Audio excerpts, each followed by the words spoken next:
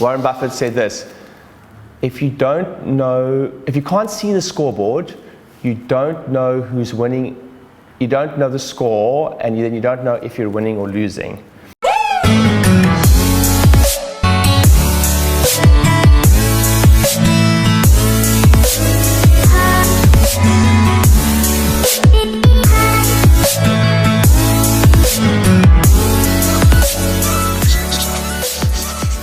Okay, so the next one is you got to have a weekly scorecard. Number three, we spoke, and I know a lot of you spoke about stats and KPIs. I'm going to run through those now with you. Weekly scorecard. Now, this was made famous by a guy by the name of Dan Sullivan, not the chiropractor, but the strategic coach. He actually came up with that term. Warren Buffett said this: if you can't see the scoreboard, you don't know who's winning. You don't know the score, and then you don't know if you're winning or losing. So a lot of challenges getting chiropractors to measure anything, because a lot of times we look at a number and we sometimes feel bad about looking at numbers and we don't hit our targets, and then we have a negative relationship with that. Anyway, weekly scorecard. We'll go through some stats that we use that we go through. They may be different every quarter. You not change your scorecard, but the quarterly meeting, you review your scorecard every quarter.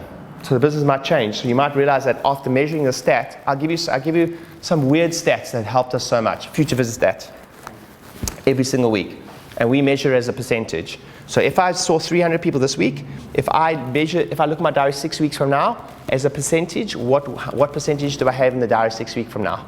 So if I have 300 in this week, and I've only got 100 people in the diary 6 weeks from now, that is what, 33%, hey? Yeah, so that's my stat. So we look 4 weeks ahead of time. And then my top guys have got 80% in the diary. And then as a practice and as a company, we look at individual practices. Stats, so future visit stats. Telephone answer stats. Always way worse than you think. So how many missed calls, so we got a system, it's like push 1 for new patients, 2 for existing. And then I want it it's horrifying when you look at how many unanswered telephone calls you have. Because as the business gets busier, then that takes more time with the CAs from the front desk. So then and you spend all this money on marketing, and who the hell's picking up the phone? Yeah. And then it's like you're bleeding money. But things are good, but you're bleeding money there. So we measure that on a weekly basis.